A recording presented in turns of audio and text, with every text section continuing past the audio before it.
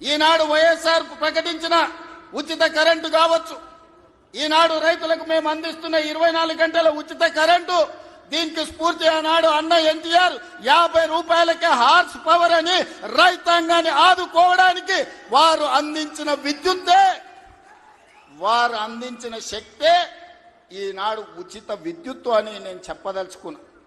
ఇవాళ మిత్రులారా, ఆనాడు ఎస్సీల కోసం, ఎస్టీల కోసం, మైనారిటీల కోసం అమ్మ ఇందిరమ్మ పాటుపడితే బలహీన వర్గాల కోసం అన్న ఎన్టీఆర్ పాటుపడ్డాడు.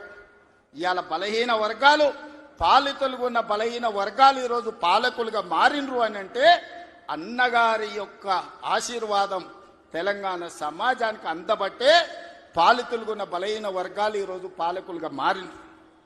ఒకనాడు గ్రామాలలో పటేలు పట్వారి వ్యవస్థ ఎంత బలంగా ఉండేనో, వాళ్ళ చేతుల్లో తెలంగాణ నలిగిపోతుంటే ఎన్టీ రామారావు గారు పటేల్ పట్వారి వ్యవస్థను రద్దు చేసి పేదలకు విముక్తి కలిగించిన చరిత్ర ఈ ప్రాంతంలో ఉన్నది.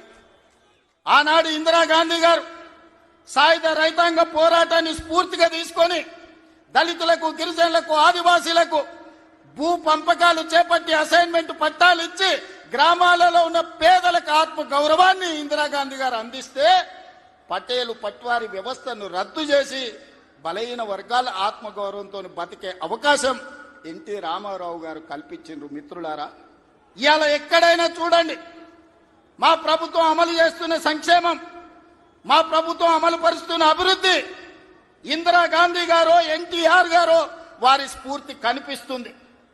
ఈరోజు ఇందిరమ్మ ఆశీర్వాదం, అన్న ఎన్టీఆర్ స్ఫూర్తి ఈరోజు మా ప్రజా పాలనలో కనిపిస్తుంది, మా ప్రభుత్వంలో కనిపిస్తుంది, మా నిర్ణయాలలో కనిపిస్తుంది. అందుకే ఇందిరమ్మ మాకు ఎంత ముఖ్యమో ఎన్టీఆర్ కూడా అంతే ముఖ్యం. ఇందిరమ్మ ఒక తరం అయితే ఎన్టీఆర్ ఒక శకం. వాళ్ళిద్దరి కలయికనే ఈనాటి ప్రజాపాలన. ఈ ప్రజాపాలన ప్రజలకు అందుబాటులో ఉంది అనంటే ఒక ఇందిరమ్మ స్ఫూర్తి, ఒక ఎన్టీఆర్ యొక్క ఆలోచన విధానం ఈనాడు మేము అమలు చేస్తున్నాం. మిత్రులారా, ఇవాళ మా నిర్ణయాలు మీరు చూసిండ్రు.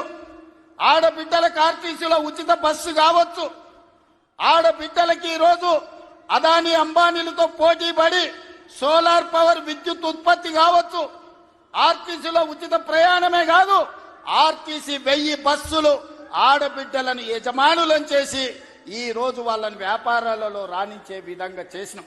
ఆనాడు అన్న ఆడబిడ్డలకు ఏ విధంగా ఆస్తిలో హక్కిచ్చిండో ఈనాడు 1 కోటి మంది ఆడబిడ్డల్ని కోటీశ్వరులను చెయ్యాలన్న లక్ష్యంతో మా ప్రజాపాలన పనిచేస్తుంది.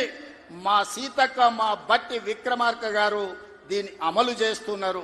ఇవాళ మేము గర్వంగా చెప్పదలుచుకున్నాం, అన్నగారు అదేవిధంగా ఇందిరమ్మ స్ఫూర్తితో 1 కోటి మంది ఆడబిడ్డల్ని ఇవాళ కోటీశ్వరులను చెయ్యాలి అని మా ప్రభుత్వం ప్రయత్నం చేస్తుంది.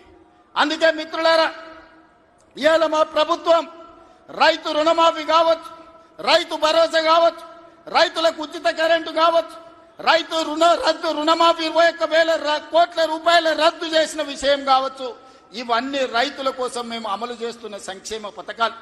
ఇవాళ రైతులు పండించిన సన్న వడ్లు 500 రూపాయల బోనస్ ఇచ్చి ఈనాడు మేము కొనుగోలు చేస్తున్నామంటే రైతును రాజును చెయ్యడమే లక్ష్యంగా, వ్యవసాయాన్ని పండగ చేయడమే లక్ష్యంగా ఈరోజు మేము పనిచేస్తున్నాం. ఇవాళ మహిళలందరికీ అవకాశం ఇవ్వాలి అని స్థానిక సంస్థల్లో ఆనాడు మహిళలకు రిజర్వేషన్లు ఉండాలని రాజీవ్ గాంధీ గారు నిర్ణయం తీసుకుంటే ఆ నిర్ణయాన్ని అమలు చేసిన గొప్ప నాయకుడు ఎన్టీఆర్. ఈ రోజు స్థానిక సంస్థల్లో ఆడబిడ్డలకు 50% అవకాశాలు ఆనాడు రాజీవ్ గాంధీ నిర్ణయం తీసుకుంటే ఎన్టీఆర్ అమలు చేస్తే ఈ రోజు ఆడబిడ్డలకు స్థానిక సంస్థల్లో ఈ రోజు రిజర్వేషన్లు వచ్చినాయి.